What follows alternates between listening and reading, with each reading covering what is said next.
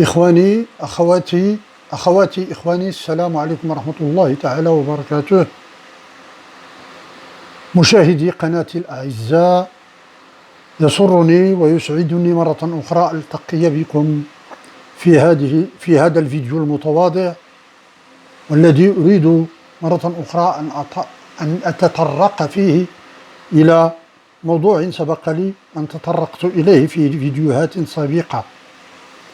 وقبل أن أبدأ ألتمس عذرا وأستسمح أساتذة اللغة العربية إن لم ترقهم كيفية سردي أو كيفية تلاوتي، إن أرتكب أخطاء إملائية أو لغوية، لكوني لست متمكنا في اللغة العربية، ولكوني لست عربيا، إنما تعلمت القليل، ومستواي جد متواضع أمام أساتذتنا الكرام الأجلاء. أنا أعتذر لهم مرة أخرى وأستسمحهم إني ارتكبت أخطاء، لكن حتمت علي الظروف أن أتحدث بما أعرفه حتى أبلغ الرسالة، وأن يصل ما أقوله إلى شريحة كبيرة من المستمعين والمشاهدين.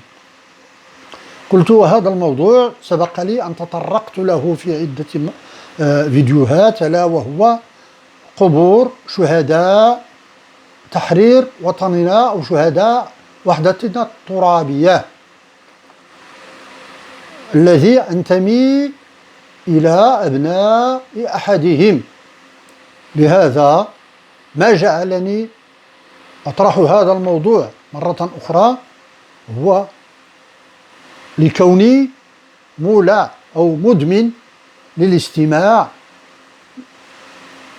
للمذياع وجميع القنوات الوطنية، سواء الخاصة أو العمومية. أستمع إلى بعض برامجها، وخاصة إذاعة طنجة التي تبدأ في منتصف الليل في كل منتصف ليلة من يوم الاثنين حتى يوم الجمعة، قل ابتداء من الثانية من منتصف الليل إلى 5 صباحا. وكنت أتابعها منذ القدام: خالد مشبال، أمينة السوسي، فاطمة عيسى، زهور الغزاوي، عبد اللطيف بن يحيى، محمد تتمشي لي سميتو، سعيد كبريت، البوكيلي، السي محمد اللي كيدير مع السائقين المحترفين. الله يثبتنا على الشهاده، راه دابا الانسان كيكبر تتمشي الذاكره. السي محمد بن يحيى ربما هي هذه سميتو ان لم تخني الذاكره، ولا عبد اللطيف بن يحيى. السي محمد بن مشات. المهم، منذ فاطمة عيسى واحد العدد ديال الإخوان، حميد النقراشي، أعوذ بالله من الشيطان الرجيم، تتمشي. المهم أنني كنت مولع بالاستماع للمذياع. وليلة أمس في أحد برامج الإذاعي المقتدر السي حميد النقراشي تمت استضافة والاحتفاء بأحد رموز وركائز السينما والمسرح المغربي والدولي كذلك والعربي، الممثل القدير،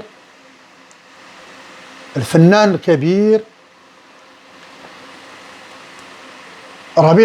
أستاذ ربيع القاطي. قلت قبل بداية نشاط البرنامج، قام بسرد السيرة الذاتية وحياته العائلية والشخصية، ووجدت فيه ما وقع لنا كذلك. وجدته أنه في عائلته شهيدين، في القوات المسلحة الملكية لم يعثر على قبر والده إلا بعد 38 سنة، بعد مرور 38 سنة عن استشهاده. عمه استشهد في حرب الرمال 1963، ووالده استشهد في إحدى الحروب التي فرضت على المغرب في صحرائه سنة 1980 بالزاق، بصحرائنا الحبيبة الغالية التي سنفديها نحن كذلك كما ضحى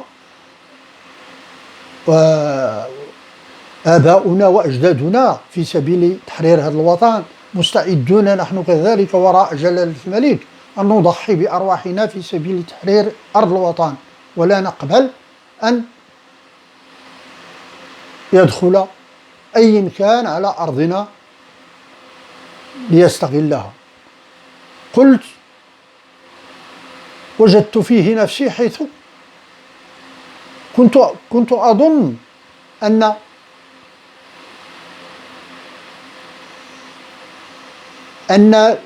شهداء جيش التحرير هم من تم تهميشهم عن قصد، لأنه ما وقع في 1958 وقبل ذلك عندما تم انشقاق وتم سوء التفاهم بين جيش التحرير المسلح وما يسمى بالحركة الوطنية الذين يستعملون القلم وليس السلاح، وجلهم محمي. هذا لا أريد أن أكرره. قلت ما وقع بين الحركة الوطنية وجيش التحرير من سوء الفهم، قلت هذا ربما مقصود لأنهم أقصوا الجيش التحرير، لأن الجيش التحرير لا يريد أن يضع السلاح حتى تحرر البلاد من نهر السنغال إلى سبتهم ليبيا. وما يسمى بالحركة الوطنية يطالبون بالاستقلال الجزئي. هنا تم حل جيش التحرير ووقع ما وقع، لا أريد أن أدخل مرة أخرى في هذه التفاصيل. وقع فيما وقع لتشويه سمعة جيش التحرير، وتم حله وإدماج البعض ممن هو لا يزال شابا في الجيش الملكي، وتهميش الشهداء وتهميش من لم يريد أن ينضم للجيش الملكي وإلى آخره، إلى السبعينيات، إلى أوائل السبعينيات، حيث تم إنشاء المندوبية السامية للمقاومة وجيش التحرير. هنا رجع بصيص من الأمل وفتات من الحقوق لهؤلاء، والبعض منهم والبعض لا يزال لم يستفد من أي شيء إلى يومنا هذا. ورجعت حليمة لعادتها. كنت أظن أن هؤلاء هم من تم تهميشهم، لكن عندما سمعت للأستاذ ربيع القاطي أن كذلك شهداء القوات المسلحة كذلك مجهولي الهوية قبورهم مجهولة، هنا أستغرب أنه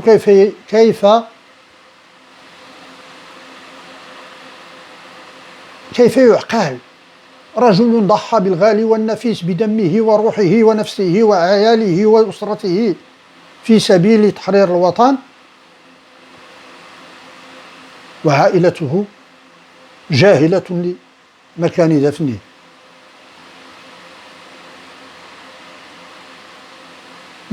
وجده الأستاذ ربيع القاطي بعد 38 سنة. أنا بعد 63 سنة أو 62 سنة وجدت شبه قبر، لأنني لم أتيقن أنه قبر والدي الذي استشهد في معركة بجريف يوم 17 فبراير 1958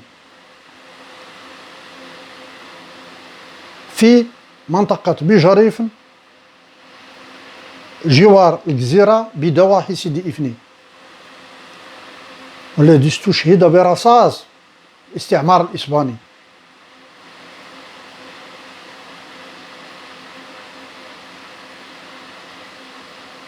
إذن كيف يعقل أن يتم تهميش هؤلاء الشهداء.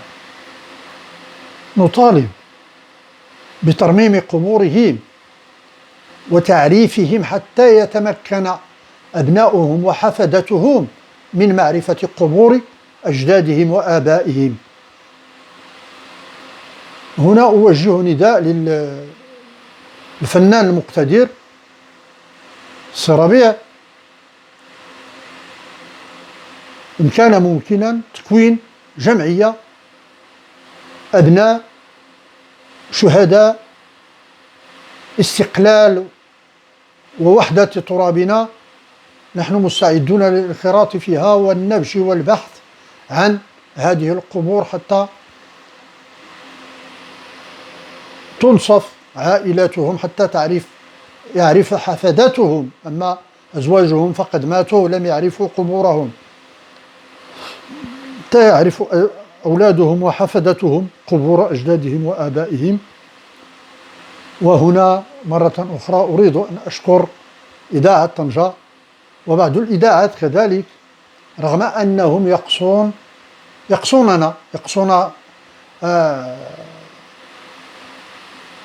جل المغاربة، لأنه عندما تتحدث عن التراث المغربي الأصيل وتقول التراث العربي هو لا، يجب أن تقول التراث المغربي الأصيل بما فيه من روافد، العربي والأمازيغي واليهودي والحساني، لا تقصي أحدا. أما مسألة الإقصاء ونتحدث بلغة قريش وندع السواد الأعظم من الشعب لا يفقه ما نقول، فهذا هو الخطأ الذي وقع فيه القوميون العرب والبعثيون والناصريون وأصحاب الإيديولوجيا القومية العربية. هذا الخطأ لا يزالون يقررونه في المساجد والجوامع هنا في المغرب وفي سوس وفي جميع المغرب الذين لا يتقنون اللغة العربية. لماذا ينامون عند الخطبة يوم الجمعة؟ لأنهم لا يفقهون ما يقوله الفقيه أو الإمام فوق المنبر يخاطب النخبة. لا يمكن لنا في هذا المجتمع الذي هو أمازيغي عامي أي الدارجة أن تخاطبه بلغة المثقف.